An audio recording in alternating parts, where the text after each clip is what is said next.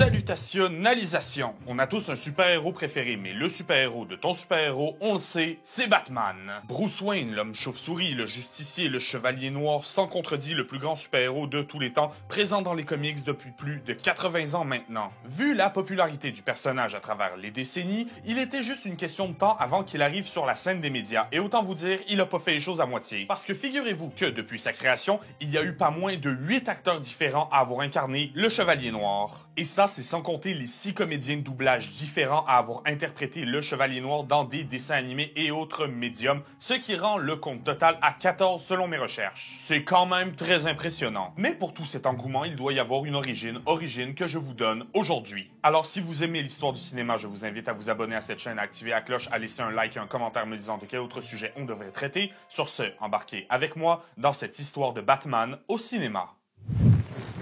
La première adaptation. Il faut remonter en 1943 pour voir Batman apparaître pour la première fois à l'écran dans ce qui est aujourd'hui connu comme Batman Serial. Batman la céréale, pas Batman les céréales, bande de petits débiles. Une série de 15 épisodes de 14 à 26 minutes chacun diffusés de façon hebdomadaire dans les salles de cinéma.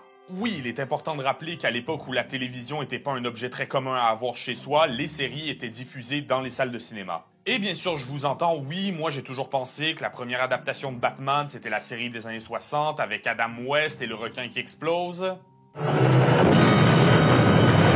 Et honnêtement, je peux pas vous blâmer de cette idée reçue parce que non seulement la série de 43 à la base, elle est pas très connue, mais elle a tellement mal vieilli qu'il est impossible qu'elle refasse surface. Ben oui, forcément, 1943, on est en pleine Deuxième Guerre mondiale, alors les idées présentées dans les médias sont faites pour des Américains par des Américains. Ce qui donne naissance à certains mouvements de pensée qui sont très loin d'être bienvenus aujourd'hui. En l'occurrence ici, Batman et Robin, en plus de porter des costumes qui pètent la classe, sont des agents secrets du gouvernement américain censés espionner les Japonais après leur attaque sur Pearl Harbor. Batman va donc devoir travailler avec le gouvernement pour empêcher un super vilain japonais de libérer des prisonniers de guerre pour faire tomber le gouvernement américain. Donc forcément, le méchant Dr. Daka est joué par un acteur blanc, mais le personnage est japonais, parce que les Américains de 1943 adorent tracher sur le Japon, principalement à cause de l'attaque sur Pearl Harbor. C'est devenu commun de diaboliser les Japonais et de descendre le Japon à travers les médias à cette époque. Et ça va donner naissance à certaines idées dont vous pouvez imaginer l'ampleur. Par exemple, Batman va traiter ses ennemis de sales Japs et le narrateur va dire « Depuis que le sage gouvernement américain a su rassembler les Japs aux yeux bridés... » Non, on change de sujet.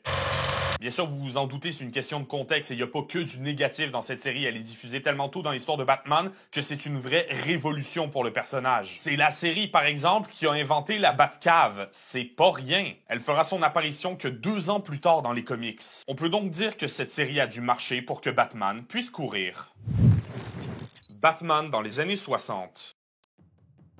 Nous voici dans ce qu'on appelle l'âge d'argent des comics américains, c'est-à-dire une époque où les éditeurs se focusent sur un public plus jeune, donc les histoires tournent autour de concepts plus humoristiques plutôt que du développement de personnages sérieux et des histoires profondes. Chez Batman en 1966 apparaît donc la série Batman de Adam West, connue sur Internet pour être une source intarissable de memes et de cringe. Oui, aujourd'hui, un bateau illusion qui donne lieu à un combat avec un requin qui explose, c'est ridicule, mais on est en 66, c'est juste la norme. Et la norme, on peut dire qu'elle marche bien. La série va durer pour 3 saisons pour un total de 120 épisodes, ce qui en fait techniquement en termes de compte d'épisodes la plus longue série de super-héros pendant des années, seulement battue par Smallville en 2007. Elle va se terminer en 68, 2 ans plus tard, pour être remplacée par Les Aventures de Batman la même année, la première série d'animation sur le Chevalier Noir. Et si on retient cette série aujourd'hui, c'est surtout parce que c'est la série qui a su donner naissance à Super Friends en 1973. Attendez, je crois que j'ai la solution. Votre QI sera tombé en dessous le 22. Ça ne concerne pas l'intelligence, mais le fait de tomber en dessous du 22e parallèle. Soyons prudents, le Riddler a pu installer des pièges. Pour le meilleur ou pour le pire, une série d'animation de 93 épisodes sur la Ligue des Justiciers qui va réussir à toffer 13 ans malgré le fait que tout le monde connaît ses dialogues pour être horrible. Grimpez jusqu'à ce que vous soyez bleu. Ah, j'ai compris. Nous allons nous peindre en bleu et puis nous allons grimper sur la montagne. Cette perlipopette Batman, nous ne pourrons jamais atterrir dans cette jungle. Je mets le bat-avion sur pilote automatique. Elle prendra donc fin en 86. Étant entrecoupée en 77 avec les 16 épisodes de The New Adventures of Batman, une série qui reprend le mental de la précédente, mais avec le retour de Adam West dans le rôle de Batman et qui se vante d'avoir une meilleure animation. pour 1977. Et tout ça, vous l'aurez compris, c'est ce qui nous amène à la fin des années 80. Batman change. Jusqu'ici, Batman est vu comme un concept assez ridicule. En même temps, c'est un milliardaire qui s'habille en chauve-souris pour aller péter la gueule d'un clown. Mais tout ça, ça va changer en 1989 quand Tim Burton va réaliser mon Batman préféré. Intitulé sobrement Batman, ce film crée une ambiance plus sombre et violente autour du Chevalier Noir, castant Jack Nicholson dans ce qui est aujourd'hui un de mes Jokers préférés. Même mon Joker préféré, en fait, et si vous avez une autre opinion, soyez sûr de le partager en commentaire. L'esthétique est géniale, sans parler des couleurs, du montage, de la mise en scène, et nom de Dieu, cette Batmobile. Ce film a tout simplement su redéfinir ce à quoi Batman et les films de super-héros en général allaient ressembler dans les décennies suivantes, mais aussi on parle du produit qui a inventé le Bat-grappin, et ça, c'est pas n'importe quoi, hein? Michael Keaton dans le rôle de Bruce Wayne convainc assez le public pour avoir droit à une suite en 92 intitulée Batman le défi, et ici, c'est vraiment Tim qui fait du Burton. Les deux films sont assez appréciés et si le deuxième volet sort en 1992, c'est aussi l'année qui voit apparaître le plus grand pas de géant de l'histoire du Chevalier Noir si ce n'est de DC Comics au complet. Je parle bien sûr de Batman The Animated Series. Cette série de 85 épisodes diffusés entre 92 et 95 est connue comme étant un des si ce n'est le meilleur produit entourant Batman et aussi pour avoir su redéfinir ce à quoi il devait ressembler. Autant au niveau de l'esthétique qu'au niveau de l'histoire qu'au niveau de l'ambiance. Elle donnera naissance au premier film d'animation sorti au cinéma sur Batman, Batman contre le fantôme masqué. Film accepté dans la communauté comme le meilleur film Batman qui sortira pour Noël 93 et étant un bond de géant en termes de qualité dans les médias d'adaptation de comics. Quand la série s'achève, le troisième film Batman connaît des soucis de production. Tim Burton est remplacé par Joel Schumacher à la réalisation et Michael Keaton, après avoir lu le script, refuse de revenir. Keaton et Schumacher avaient des différences d'opinion par rapport à où le personnage de Batman devait s'en aller. Et la seule raison pourquoi ce film n'est pas universellement détesté, c'est parce qu'on a tendance à le comparer à sa suite 2 ans plus tard, Batman et Robin.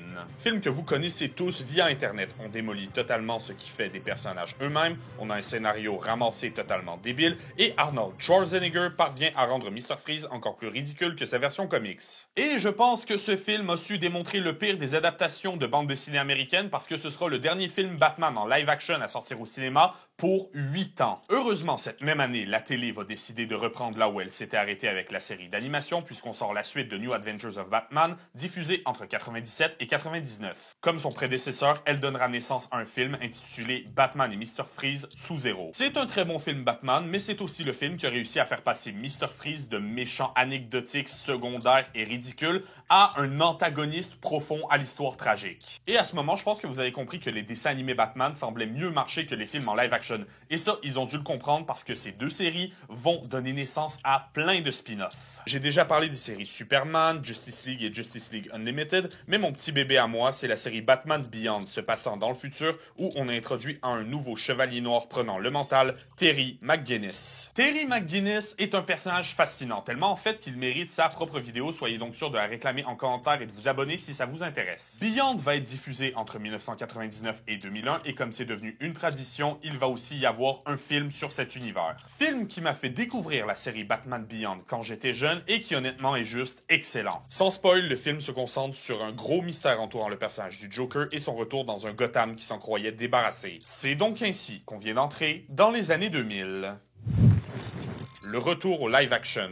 On est en 2005 et personne n'a vu un bon film Batman live action depuis 12 ans. Entre-temps, des séries comme The Batman ne convainc pas la foule, même si moi je l'aime bien, et en 2008, on voit apparaître Batman, l'Alliance des héros, véritable lettre d'amour au Batman de l'âge d'argent et de l'âge de bronze. Série qui vaut le visionnage, si vous voulez passer un bon moment, je vous la conseille. On se dit donc qu'au cinéma, on pourrait réessayer. Après tout, les films de super-héros commencent à avoir un certain succès avec les Spider-Man de Sam Raimi ou encore la saga X-Men. Sans oublier qu'on est quand même à 3 ans de voir apparaître le premier Iron Man et donc le Marvel Cinematic Universe. On confie donc le projet à Christopher Nolan qui réalisera Batman Begins, amenant ses suites de Dark Knight et de Dark Knight Rises, respectivement en 2008 et 2012. C'est encore une fois une révolution parce qu'à la place de raconter une histoire de super-héros, Christopher Nolan raconte une histoire de crime. L'ambiance est plus sombre, pessimiste, les combats plus réalistes et on s'intéresse à la politique sociale et économique du monde dépeint par le réalisateur. Vous l'aurez compris, si Tim Burton a réussi en 89 à rendre Batman plus sérieux, Christopher Nolan a réussi à le rendre réaliste. Et ça a dû marcher parce qu'encore aujourd'hui, The Dark Knight, le deuxième volet de la trilogie, est à la 3e place du podium de IMDb pour les meilleurs films de tous les temps. Mais oh, qu'elle est loin la belle époque.